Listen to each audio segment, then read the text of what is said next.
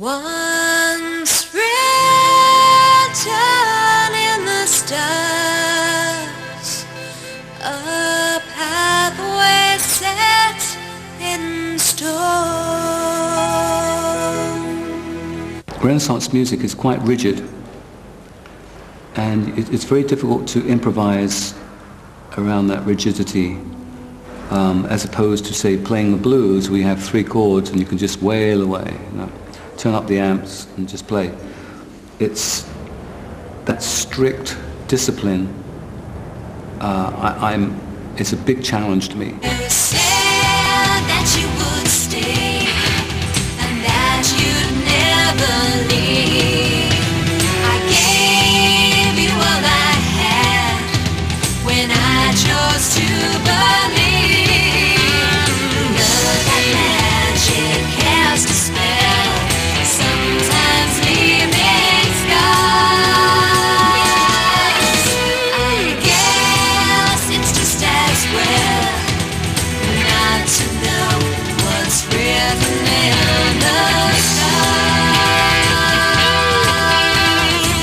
We try to involve the audience as much as possible.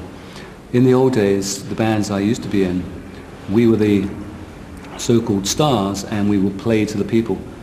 Within this project, the audience are the stars, and we try to incorporate them like it's a big party.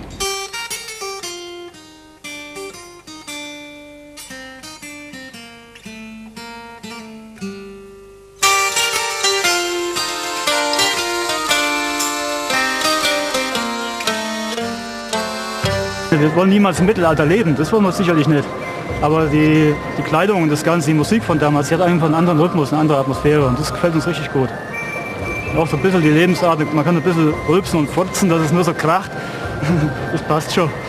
Seit er diese Musik macht, finde ich, ist faszinierend, wie er eben mit verschiedenen Gitarren verschiedene Klangaspekte akzentuiert, dass er sowohl elektrische als auch akustische Gitarre spielt, dass er Elemente des Rock'n'Roll verbindet mit mittelalterlicher Musik und dies in einer Art Fusion wirklich wunderbar klangvoll herüberbringt.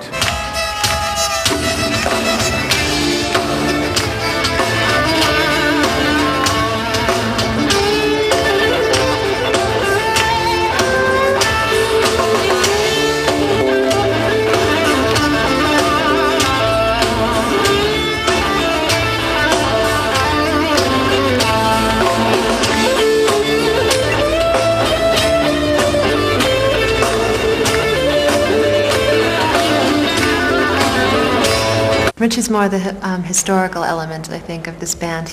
All he listens to at home is Renaissance music. And I'm older, believe it or not. I can't believe that.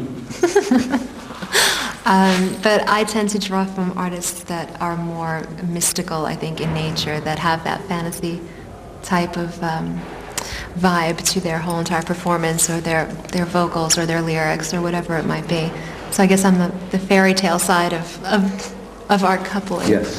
I have been many places, I have traveled around the world, always on the search for something new. But what does it matter when all the roads I've crossed, they always seem to lead back to you. It tends to be this escape from this cyber reality that is so apparent out there all the time, and all your senses being bombarded, and just go off someplace else into your own little fantasy world. And we try to create a fantasy world, and these people just wanted to be on our journey with us, I think. We try to keep the music organic and eclectic. We try not to get into the manufactured fluff of the day. So it's we try to be the alternative music for the people that are looking, as I said before, for something else, a little bit more than just the latest disco beat. Familiar faces, everyone you meet, following the ways of the land. Cobblestones and lanterns lighting every street, calling me to come home again.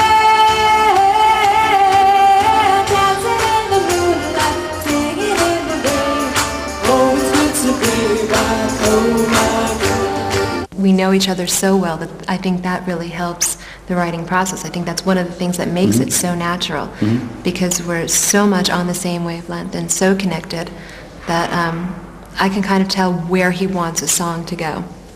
And the other thing is, because we're around each other all the time, when he comes up with a great idea, a great creative spark, I'll just be in the next room, so I can just, come in and we can work on the songs together right away. He doesn't have to wait for me to fly in or clock into a studio or any of that. There's no separation that way. I think there's a lot of good things about being a couple and working together. We also have obviously very open forms of communication.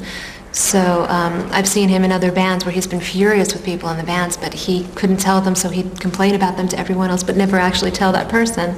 And with me, if he has a problem with me, he keeps it to himself.